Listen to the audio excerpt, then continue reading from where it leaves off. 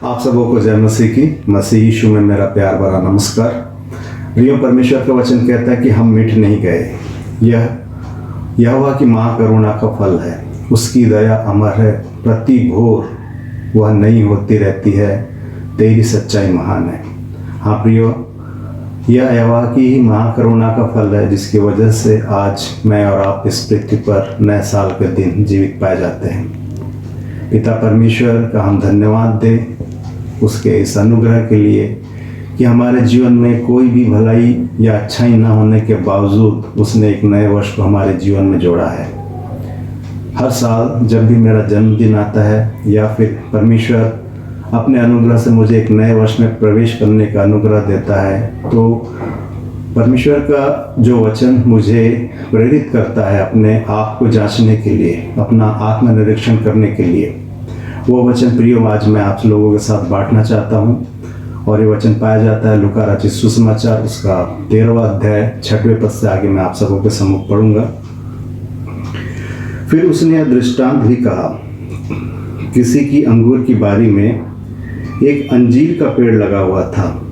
वह उसमें फल ढूंढने आया परंतु ना पाया। तब उसने बारी के रखवाले से कहा, देख 3 वर्ष से मैं इस अंजीर के पेड़ में फल ढूंढने आता हूँ परंतु नहीं पाता। इसे काट डाल कि यह भूमि को भी क्यों रोके रहे। उसने उसको उत्तर दिया, हे स्वामी, इसे इस वर्ष तो और रहने दे कि मैं इसके चारों ओर खोद कर खाद डालूं। यदि आगे को फले तो भला, नहीं तो उसे काट डालना।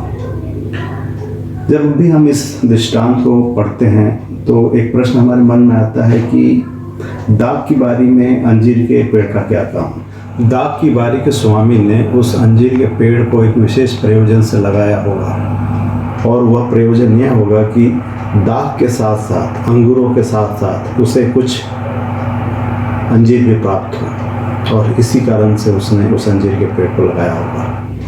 यहाँ पर हम देखते हैं कि अंजीर के पेड़ से उसका स्वामी 3 वर्ष से फल ढूंढने आता था। अगर हम अंजीर के पेड़ के विषय में अध्ययन करेंगे तो हम पाएंगे कि अंजीर का जो पेड़ होता है वो करीब 5 से 6 मीटर ऊंचा होता है और करीब 5 मीटर की जगह वो घेरता है। एक पूर्ण रूप से विकसित अंजीर का जो पेड़ होता है, और उसकी औसत आयु लगभग 30 से 35 साल होती है। और वो अपने दूसरे साल से, रोपे जाने के बाद दूसरे साल से वो फल देना प्रारंभ करता है, लेकिन जो पूरी रीति से फलना तीसरे वर्ष से प्रारंभ करता है। दाख की बारी का स्वामी कहता है कि मैं 3 वर्ष से इस पेड़ में फल ढूंढने आता हूँ। तो जाहिर है कि उस पेड़ की जो आयु होगी 5 या 6 वर्ष अवश्य रही होगी, और 3 साल से वो उसमें फल ढूंढने आता था, परंतु उसको हमेशा उस पेड़ से निराशा हाथ लगती थी। और अंत में तीसरे वर्ष जब वो उस पेड़ में फल ढूंढने आया और उसको कोई फल ना मिला तो उसे निराशा हुई, और उसने अपने मालिक से कहा कि इस पेड़ को काट डाल। जो दृष्टांत है प्रियो, वो हमारे जीवन से सीधे सीधे संबंधित है। हमारा जीवन भी परमेश्वर ने एक विशेष योजना के तहत इस पृथ्वी पर रखा है। हमारे जीवन में वो फल ढूंढता है। यहाँ पे एक बात हमें समझना आवश्यक है कि ये जो जीवन हमारे पास है वो हमारा नहीं है। हमने अपने जीवन को बनाया नहीं। हम सब जानते हैं कि हम सबको अपनी अपनी माता के गर्भ में उस परमेश्वर ने रचा है। हमारे जीवन से हमारी क्या इच्छा है, क्या योजना है, ये महत्वपूर्ण नहीं है। महत्वपूर्ण ये है कि उस सृष्टिकर्ता परमेश्वर ने, जिसने हमको रचा है, इस संसार में भेजा है, उसकी हमारे जीवन से क्या इच्छा है। अंजीर के पेड़ से अंजीर पाने की आशा उस स्वामी की थी, और जब वो पूरी नहीं हुई तो उसने उसे काट डालने का आदेश दिया। ऐसे ही प्रियो, हमारे जीवन से भी परमेश्वर की कुछ आशा होगी। हर एक जीवन जो उसने रचा है अपने आप में यूनिक है, अद्वितीय है। हर एक जीवन का एक उद्देश्य है जो उस परमेश्वर ने हर एक जीवन के साथ रखा है। उस उद्देश्य को जानना, उस परमेश्वर की इच्छा को जानना हमारे जीवन का ध्येय होना चाहिए। परमेश्वर के जन रिक वॉरेन कहते हैं कि life without God has no purpose, life without purpose has no meaning and life without meaning has no significance और होप। कहने का तात्पर्य है कि परमेश्वर के बिना जीवन का कोई उद्देश्य नहीं है, बिना उद्देश्य के जिया गया जीवन का कोई अर्थ नहीं है और बिना अर्थ के जीवन के लिए कोई आशा नहीं है। पौलुस प्रेरित पहला कुरिन्थियों 6वें अध्याय और 19वें और 20वें पद में कहता है कि तुम अपने नहीं हो, क्योंकि दाम देकर मोल लिए गए हो, इसलिए अपने देह के द्वारा परमेश्वर की महिमा करो। तुम अपने नहीं हो, वरन दाम देकर मोल लिए गए हो। प्रिय, अगर हम परमेश्वर के वचन के संदर्भ में अपने जीवन को देखेंगे तो हम पाते हैं कि पाप के कारण से जो हमारे जीवन का जो हश्र होना है, हमारी आत्मा को जो दंड भोगना है, वो नरक की मृत्यु है। परमेश्वर का वचन रोमियो 3:23 में कहता है कि हर किसी ने पाप किया है। परमेश्वर का वचन रोमियो 6:23 में कहता है कि पाप की मजदूरी मृत्यु है। लेकिन परमेश्वर का वचन ये भी कहता है कि परमेश्वर ने जगत से ऐसा प्रेम किया कि उसे अपने इकलौता पुत्र दे दिया, ताकि जो कोई उस पर विश्वास करेगा वह नाश नहीं होगा परंतु अनंत जीवन पाएगा। परमेश्वर का वचन कहता है कि जब हम पापी ही थे तो मसीह यीशु हमारे पापों के लिए मरा। यीशु मसीह के बगैर हमारी आत्मा का जो हश्र होना है वो यही है कि हम अपने शारीरिक मृत्यु के पश्चात हमारी आत्मा को हमेशा के लिए नरक में डाल दिया जाए। लेकिन उस यीशु मसीह ने अपने बलिदान के द्वारा से, अब हमारे पापों को कलवरी के क्रूस पर उठाने के द्वारा से, विश्वास के द्वारा से हमें हमारे पापों की क्षमा दी है, हमें अनंत जीवन का दान दिया है। उस यीशु मसीह ने हमारी आत्मा को नरक में जाने से बचाया है। और दास पौलुस कहता है कि तुम अपने नहीं हो, परंतु दाम देकर मोल लिए गए हो। यीशु मसीह ने हमारी आत्माओं को अपने लहू के द्वारा दाम देकर मोल लिया है। अब हमारा जीवन हमारा नहीं है, बल्कि यीशु मसीह ने अपने लहू के द्वारा खरीद लिया है, क्योंकि उसने हमें अपने लहू के द्वारा से हमारे पापों से छुटकारा दिया है। जिस परमेश्वर ने हमारे जीवन को रचा है, उसके उद्देश्य को पूरा ही करना हमारे जीवन का सार होना चाहिए। हम सब अपने जीवन के जो शारीरिक भाग है, प्राण है, उन सब बातों के विषय में ज़्यादा सोचते हैं, लेकिन जो हमारी आत्मा के विषय में हम बहुत कम सोचते हैं। वास्तव में आत्मा हमारे अस्तित्व का सबसे महत्वपूर्ण भाग है। हमारे अस्तित्व के 3 भाग हैं, एक है आत्मा, एक है प्राण और एक है देह। जानवरों के अंदर सिर्फ देह और प्राण होता है, लेकिन मनुष्य के अंदर जो एक अतिरिक्त बात पाई जाती है वह है आत्मा। हमारे अस्तित्व का, हमारे मानुषिक अस्तित्व का सबसे महत्वपूर्ण हिस्सा, सबसे महत्वपूर्ण पहलू हमारी आत्मा है। हम अपने शरीर की बातों पर, सांसारिक बातों पर ज़्यादा मन लगाते हैं और अपनी आत्मा को खो बैठते हैं। परमेश्वर का वचन कहता है, प्रभु यीशु मसीह कहते हैं कि अगर कोई मनुष्य सारे जगत को प्राप्त करे और अपने प्राणों की हानि उठाए तो उसे क्या लाभ होगा। परमेश्वर के जन C.S. लुइस कहते हैं, we do not have a soul, we are a soul, we happen to have a body. कहने का मतलब है कि हम सोचते हैं कि हम एक शरीर है और हमारे अंदर आत्मा है। नहीं प्रियो, हम वास्तव में एक आत्मा है। और हमारे पास एक शरीर है। जब हम इस बात को C.S. लुईस के नज़रिए से सोचते हैं तो हम यह समझ नहीं पाते हैं कि हमारे अस्तित्व का सबसे महत्वपूर्ण भाग हमारी आत्मा है, जिसके विषय में हम सबसे कम सोचते हैं। शरीर जो एक दिन मिट्टी में मिल जाएगा, सांसारिक जीवन है जो एक दिन खत्म हो जाएगा, उसी के बारे में हम ज़्यादा सोचते हैं। हम अपने आप को बुद्धिमान कहते हैं, लेकिन हम देखते हैं कि वास्तव में हम कितने अज्ञानी हैं। जो बातें सबसे ज़्यादा महत्वपूर्ण हैं, उन्हीं बातों पर हम सबसे कम ध्यान देते हैं। प्रियो, मेरा तात्पर्य यह नहीं है कि आप अपनी आवश्यकता की वस्तुओं के लिए अपने कामकाज या फिर अपने पेशे को, अपने प्रोफेशन को, अपने बिजनेस को छोड़ दें, बल्कि इन सब कामों को करते हुए अपनी आत्मा के प्रति सजग रहें। इस संसार में रहने के लिए, शरीर की ज़रूरतों को पूरा करने के लिए हमें रोटी चाहिए, कपड़ा चाहिए, मकान चाहिए, लेकिन इनमें हम इतने खो ना जाएं कि हम अपनी आत्मा को भूल जाएं। सांसारिक सुविधाओं को जुटाने के लिए हम आत्मिक मूल्यों को ताक में न रखते हैं, ईश्वर के वचन को ताक में न रखते, संसार की अंधी दौड़ में हम शामिल ना हो जाएं।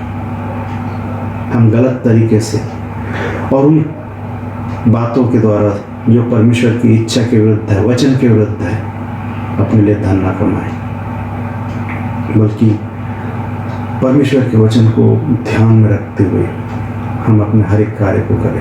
परमेश्वर ने अपनी दया से, अपने अनुग्रह से पूरी मानव जाति को एक अवसर प्रदान किया कि यीशु मसीह पर विश्वास करने के द्वारा से वो अपने अनंत जीवन को प्राप्त करें, उद्धार को प्राप्त करें।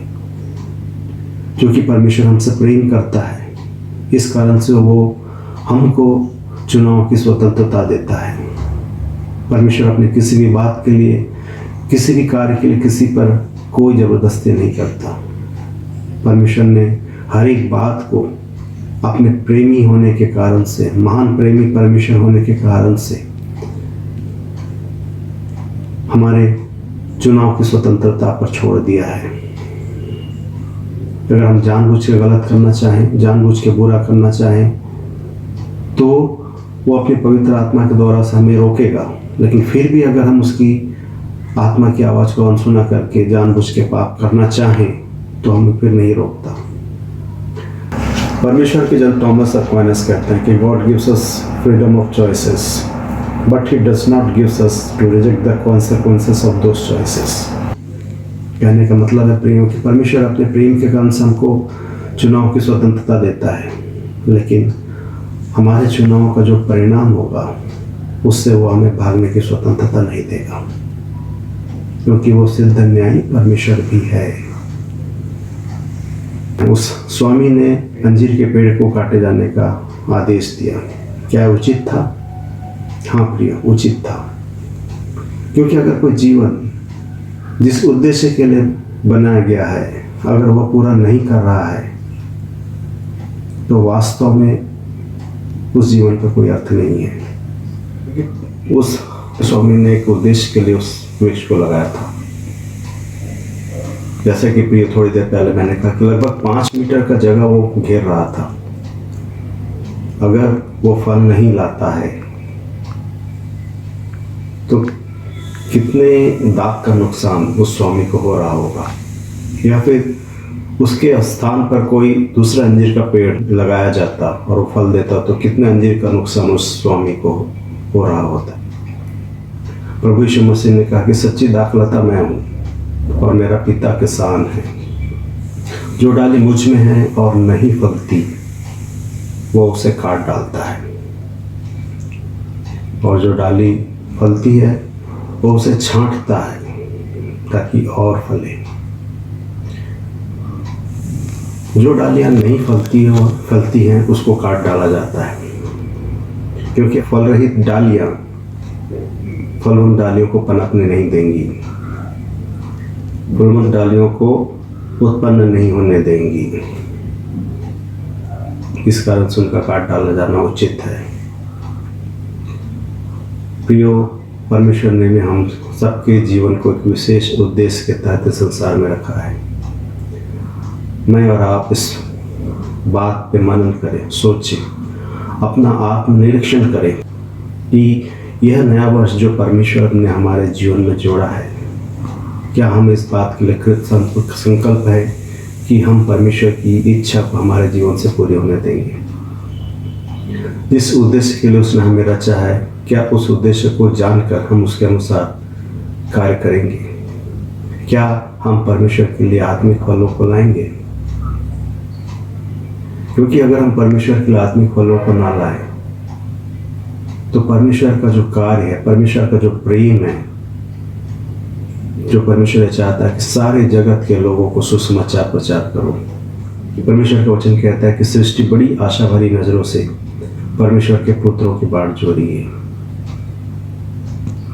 क्या आप जानते हैं कि आप यीशु मसीह पर विश्वास करने के द्वारा से आप परमेश्वर के लैपालक संतान बन चुके? क्या जब हमने उसके पुत्र यीशु मसीह के द्वारा से अनंत जीवन के दान को पाया है, स्वर्गीय जीवन के दान को पाया है, तो क्या मेरा और आपका ये फर्ज नहीं बनता कि उसके पुत्र होने की जिम्मेदारी को भी हम पूरा करें, उस आत्मिक पिता परमेश्वर की इच्छा को पूरा करें? दाग की बारी का माली अपने स्वामी से विनती करता है कि इसे एक साल और रहने दें। 2021 में इसे पिता परमेश्वर जीवित रहने दें। एक साल और मैं इस पर परिश्रम करूंगा। इसके चारों ओर खोद कर जो घास फूस और जो झाड़ियां हैं, पाप रूपी झाड़ियां, उनको उखाड़ कर इनमें खाद डालूंगा। उसके पश्चात भले तो भला, नहीं तो काट डालूंगा। प्रियो, हम में से कितने लोग होंगे जिनके जीवन के लिए सन 2021 शायद अंतिम वर्ष होगा? हम में से कोई नहीं जानता कि कल के दिन हम जिंदा रहेंगे या ना रहेंगे। अगर हम परमेश्वर के काम को नहीं करेंगे तो ऐसा नहीं कि परमेश्वर का काम नहीं होगा। परमेश्वर का काम तो अवश्य होगा। कोई दूसरा हमारी जगह पे जाकर उस कार्य को करेगा। और अगर प्रिय वैसा होता है तो हमको अपना जो रिवार्ड मिलना चाहिए, जो इनाम मिलना चाहिए, उससे हम वंचित रह जाएंगे। बाइबल के अंदर इन सब बातों को हम पढ़ते हैं, देखते हैं। गोलियत से लड़ने का काम राजा शाऊल का था। राजा शाऊल नहीं किया, दाऊद गया।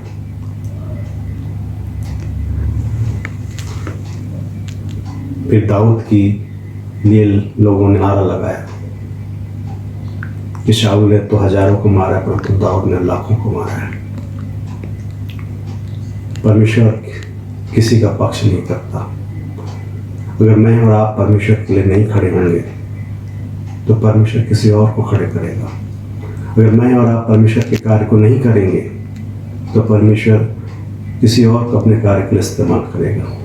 लेकिन मैं और आप अपने इनाम को खो बैठेंगे।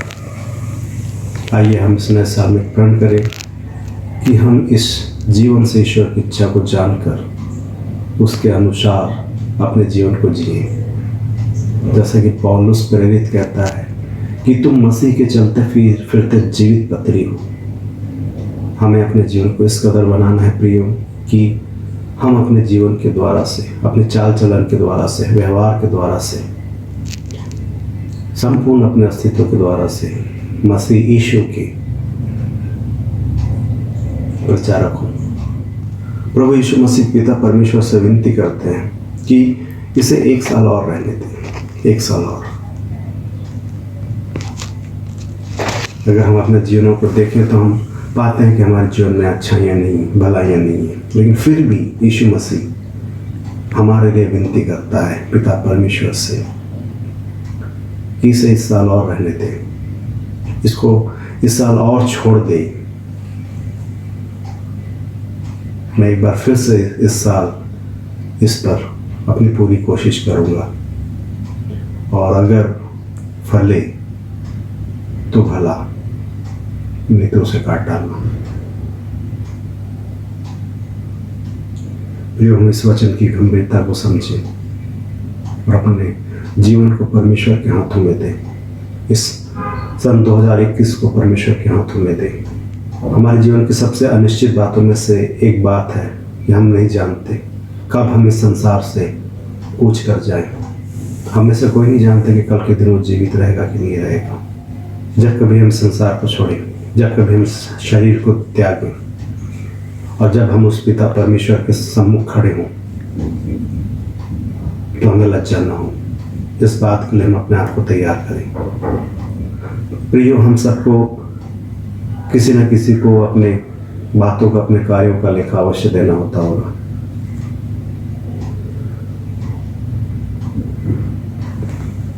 क्या हमें इस बात का ज्ञान है कि हमारे सृष्टिकर्ता परमेश्वर को, जिसने हमें रचा है, उसको भी हमें एक दिन लेखा देना होगा? क्या उस समय हमें लज्जा होगी? क्या उस समय हम ये कहेंगे उससे कि जो पिता परमेश्वर, जो जीवन तूने मुझे दिया था, उसे मैंने सांसारिक बातों में गंवा दिया, पापों में गंवा दिया। आइए हम उस परमेश्वर के सम्मुख अपने आप को लेखा देने के लिए तैयार करें। जब वो हमसे कहे कि एक तोड़ा जो तुझे मैंने दिया था, उसे तूने क्या किया, तो मैं और आप यह उससे कह सके कि हे प्रभु परमेश्वर, जो तोड़ा तूने मुझे दिया था, उस तोड़े से मैंने तेरे लिए इतने तोड़े कमाए। तब पिता परमेश्वर आनंदित होकर कहेगा, हे मेरे धन्य दास, आकर मेरे राज्य में सहभागी हो। पिता परमेश्वर हम सबको सामर्थ्य दे कि उसकी इच्छा को हम अपने जीवन से पूरा करने पाए। जय मसीह।